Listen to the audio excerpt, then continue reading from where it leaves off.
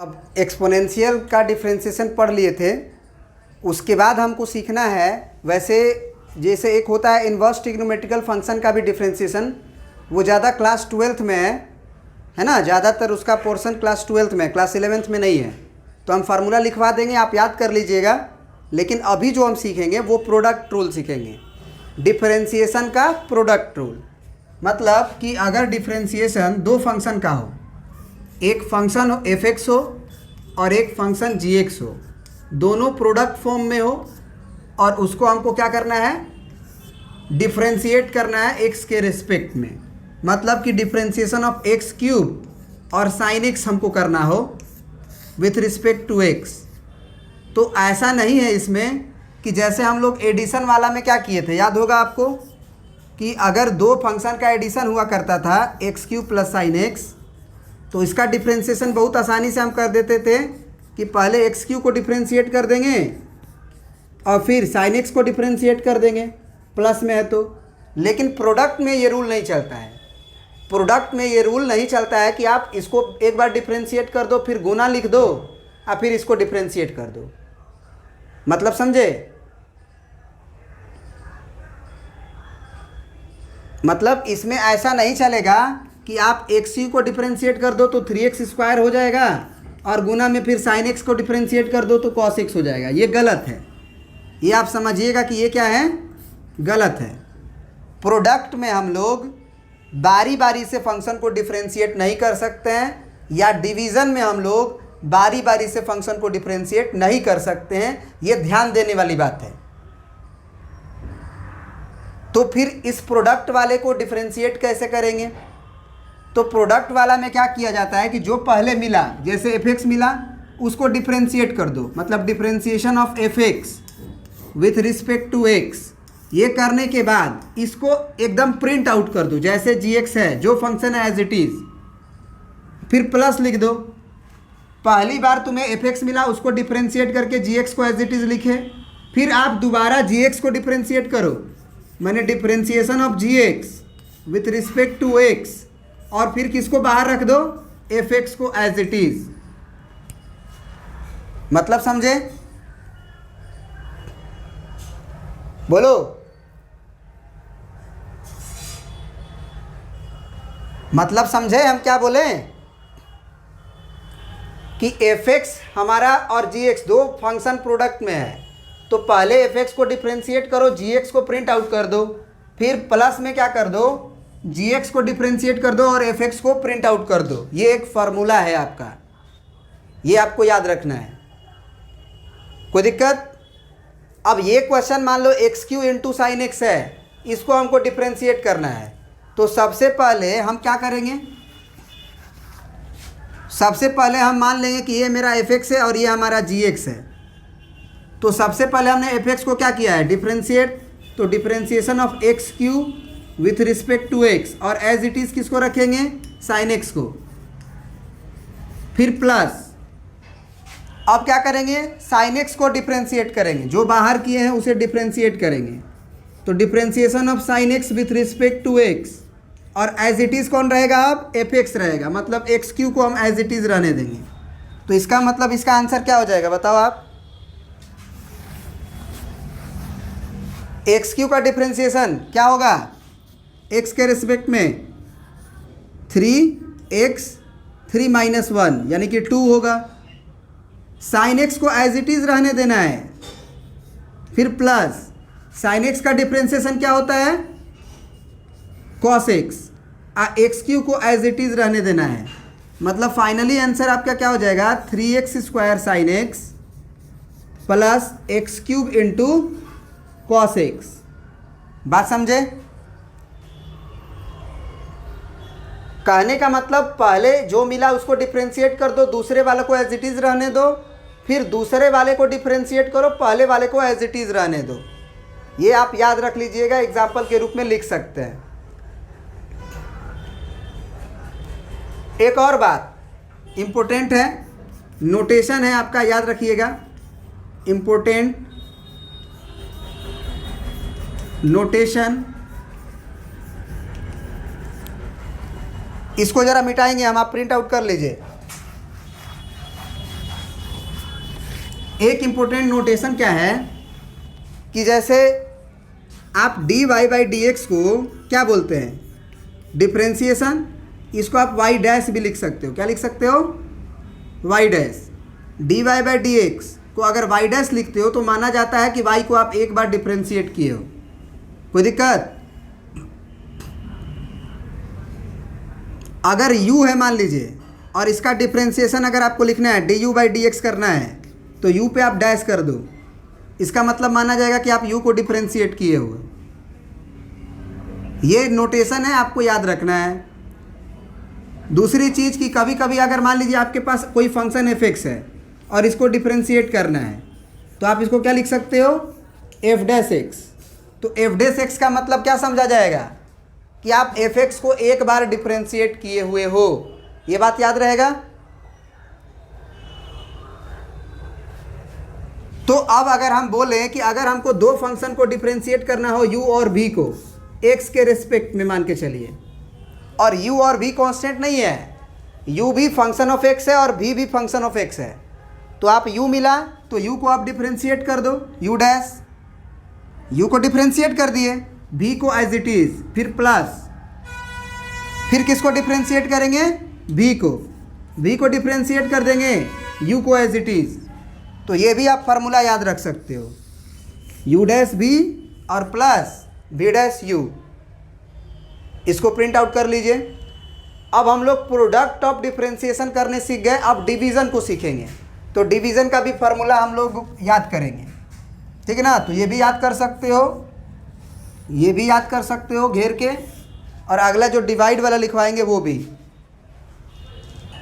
अब अगला हम लोगों के पास होगा कि डिफ्रेंशिएशन मान लो हमको y बराबर दिया हुआ हो f(x) बाई जी एक्स, पहले ही दिया हुआ हो, तो अगर इसका dy बाई डी एक्स निकालना हो, इसका मतलब d ऑफ y के जगह पे पूरा y का नाम, केवल f(x) नहीं, केवल gx नहीं, f(x) बाई जी एक्स को डिफ्रेंशिएट करना है x के रिस्पेक्ट में। तो इस तरह का भूल कभी मत करना कि ऊपर डिफ्रेंशिएट कर देना और नीचे डिफ्रेंशिएट कर देना। कुछ लोग कर देते हैं, कहते हैं कि ऊपर को डिफ्रेंशिएट ऊपर कर देंगे, नीचे को डिफ्रेंशिएट नीचे कर देंगे, आंसर हो जाएगा, जो कि गलत है। तो आप लिख के भी गलत काट लेना, इसको लिख के गलत काट लो कि ऐसा करना गलत है। उसी तरह से प्रोडक्ट में भी लिख के गलत काट लेना कि प्रोडक्ट में हम लोग डिफ्रेंशिएट को डिस्ट्रीब्यूट नहीं कर सकते हैं। एक बार इसको डिफ्रेंशिएट कर दिए, इनटू लिख दिए, इसको एक बार डिफ्रेंशिएट कर दिया, ऐसे नहीं होता है। अब क्या होता है एक्चुअली, तो इसका फार्मूला लिखिएगा आप कि सबसे पहले अगर f(x) बाई जी एक्स हो तो हम gx को नीचे जो है gx उसका होल स्क्वायर लिख देंगे, gx का होल स्क्वायर लिख देंगे, कोई भी फंक्शन हो उसका होल स्क्वायर, नीचे में ये लिखना है। और न्यूमरेटर में यही फार्मूला वर्क करेगा, बस बीच में क्या होगा, प्लस के जगह पे माइनस।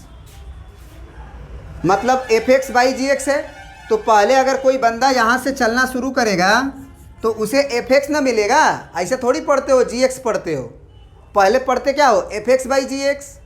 ये फार्मूला को ज़्यादा दिन तक याद रखने का तरीका बता रहे हैं कि पहले f(x) बाई जी एक्स मिलेगा, तो एक बार जो मिला पहले उसको डिफ्रेंशिएट करना है, दूसरे को एज इट इज़ रखना है, फिर दूसरे को डिफ्रेंशिएट करना है, पहले वाले को एज इट इज़ रखना है। ये दिमाग में बात रखिएगा। तो अगर हमको f(x) मिला है पहले तो f(x) को डिफ्रेंशिएट करना है, मैंने differentiation of f(x) with respect to x, और एज इट इज़ कौन रहेगा, gx। फिर अब माइनस होगा, बस यही अंतर होता है इसमें एक होता है अंतर कि नीचे gx का होल स्क्वायर आता है, इसमें नहीं आता है। फिर अगर gx को बाहर किए तो जिसको आप बाहर किए हैं ना उसको डिफ्रेंशिएट करेंगे अगली बार, आज जो डिफ्रेंशिएट किए थे उसको हम लोग एज इट इज़ बाहर कर देंगे। तो ये तुम्हारा फार्मूला हो गया किसका, f(x) बाई जी एक्स के डिफ्रेंशिएशन का। अब कोई लोग क्या कहता है ना कि अगर differentiation of u by v हो, मतलब आप f(x) को u मान रहे हो और gx को v मान रहे हो, तो u बाई v वाला भी फार्मूला बहुत लोग याद रखने का मतलब रखता है। तो u बाई v का डिफ्रेंशिएशन x के रेस्पेक्ट में करना हो तो सबसे पहले तो v का स्क्वायर करेंगे, जैसे हम जो नीचे फंक्शन gx दिख रहा था उसका स्क्वायर किए, तो उसी तरह से v है तो v का स्क्वायर, फिर u मिला तो u का डिफ्रेंसिएशन को u डैश लिखते हैं, v को एज इट इज़, फिर माइनस लिखते हैं क्योंकि डिवाइड वाला है, डिवाइड वाला में बीच में माइनस आता है, फिर v को एज इट इज़ बाहर किए तो v का डिफ्रेंसिएशन डैश और u को एज इट इज़। क्या ये फार्मूला याद रहेगा?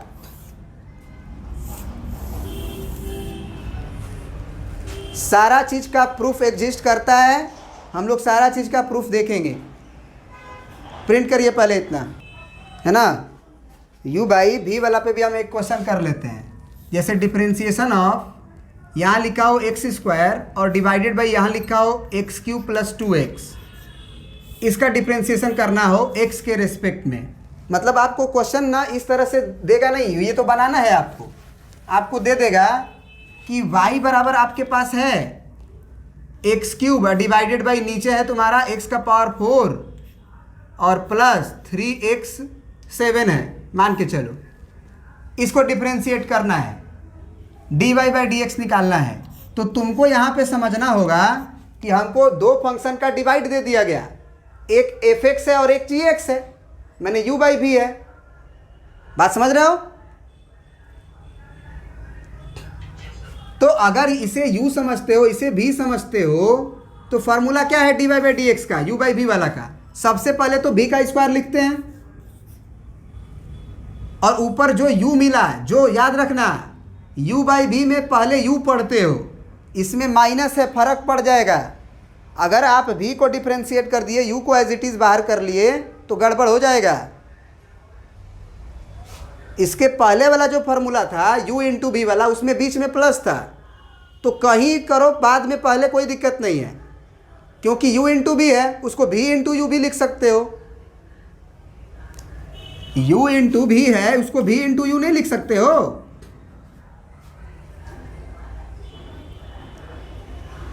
तो उसके फार्मूला में आप पहले किसी को डिफ्रेंशिएट करो, बाद में किसी को, कोई फर्क नहीं पड़ता है। लेकिन u बाई v को आप v बाई यू नहीं लिख सकते हो, इसीलिए इसमें माइनस आता है। तो ये ध्यान रखना होगा कि सबसे पहले डिफ्रेंशिएट किसको करते हैं, u को करते हैं कि v को करते हैं। तो पहले u मिलता है तो u को डिफ्रेंशिएट करते हैं। तो डिफ्रेंशिएशन हमको एक्स क्यूब का करना है, तो डायरेक्ट कर दें कि पहले लिख दें? चलिए लिख देते हैं, एक्स क्यूब का डैश किसको एज इट इज़, तो x का पावर 4 प्लस 3x का पावर 7, फिर माइनस। अब डिफ्रेंशिएशन किसका, जिसको हम एज इट इज़ बाहर किए थे, मतलब v का डिफ्रेंशिएशन।